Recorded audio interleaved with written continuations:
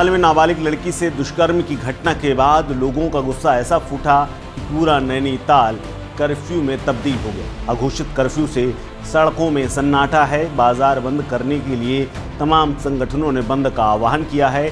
इसके अलावा आरोपी के घर को बुलडोजर से गिरा देने के लिए जो नोटिस दिया गया था, उस पर हाल फिलहाल हाईकोर्ट ने रोक लगा दी है और उसको रद्द कर दिया है। यानी आरोपी का घर अभी फिलहाल बुलडोजर से बच गया है। लेकिन घटना के बाद जिस तरह से लगातार 2 दिनों से हंगामा हो रहा है, उसके बाद बुकिंग कैंसिल हो चुकी हैं और होटल से लेकर के दुकानों तक में सन्नाटा फैला हुआ है। लोगों ने उस्मान के घर में प्रशासन से ही बुलडोजर चलाने की मांग की थी। दरअसल हुआ यूं कि उस बच्ची के साथ उस्मान नाम के व्यक्ति ने गैराज में दुष्कर्म किया था, जिसका जिक्र मां की दी गई एफआईआर में दर्ज है। दरअसल नैनीताल शहर यूं तो पर्यटकों के लिए जाना जाता है, लेकिन यहाँ के मल्लीताल कोतवाली क्षेत्र में लड़की के साथ हुए दुष्कर्म के बाद पूरा माहौल गरमाया हुआ है। गुस्साई भीड़ न सिर्फ दुकानों में तोड़फोड़ कर चुकी है, बल्कि मस्जिद तक में पथराव कर चुकी है, जिसे पुलिस ने किसी तरह से सुरक्षित बचाया था। नैनीताल में इस घटना के बाद लोग नाराज हैं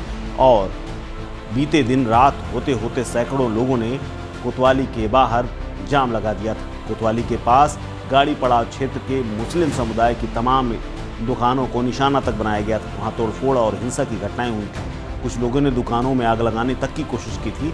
मस्जिद के पास भीड़ जमा होते देख पुलिस ने वहाँ से ज़्यादा संख्या में पुलिस को बुला करके सबको हटा दिया था। पथराव और तमाम मारपीट जैसे घटनाओं के बाद पुलिस और प्रशासन अब लगातार दुरुस्त, लेकिन इसी बीच में वो एफआईआर भी सामने आ गई है, जिसमें उस विभत्स कांड का पूरा काला चिट्ठा लिखा हुआ है। दरअसल एफआईआर में दर्ज है कि उस्मान नाम का ठेकेदार 72 साल का है और उसने 12 साल की नाबालिग लड़की के साथ दुष्कर्म किया है, जिस पर पुलिस ने फिलहाल आरोपी को गिरफ्तार करके जेल भेज दिया है और पॉक्सो एक्ट में भी मुकदमा दर्ज किया है। साथ ही आरोपी को हिरासत में लेकर के जेल भेज दिया है। लेकिन जो तनाव की स्थिति बनी हुई है, उसको लेकर के पुलिस अभी भी चौकन्ना है। मां की ओर से लिखाई गई एफआईआर में कहा गया है कि ठेकेदार उस्मान बच्ची को बाजार से अपने घर ले गया। वहां गैराज में खड़ी हुई कार में उसने उसके साथ दुराचार किया।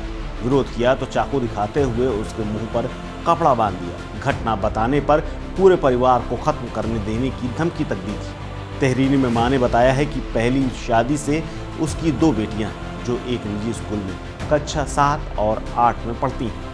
उसकी दूसरी शादी साल 2016 में यूपी के संभल जिले में हुई। यहाँ रह रही बच्चियों की देख रेख के लिए वो संभल से आती जाती रहती है। पिछले कुछ दिनों से वो संभल में ही थी। उसकी छोटी बेटी बाजार से सामान खरीदने गई थी। वहीं से ठेकेदार उस्मान उसको 200 रुपए का लालच देकर के अपने साथ घर ले गया। फिर उसके साथ गैराज में खड़ी हुई कार के अंदर दुष्कर्म किया। बाद में लड़की लड़खड़ाते हुए जब अपने घर पहुंची तो बड़ी बहन से उसने पूरी कहानी बताई। बहन ने उसकी लड़खड़ाने का कारण पूछा तो इस पर वो कुछ नहीं बोली, लेकिन कुछ दिन गुमसुम रहने के बाद बड़ी बेटी ने पहले नानी को बुलाया, उसके बाद मां को फ़ोन करके बुलाया।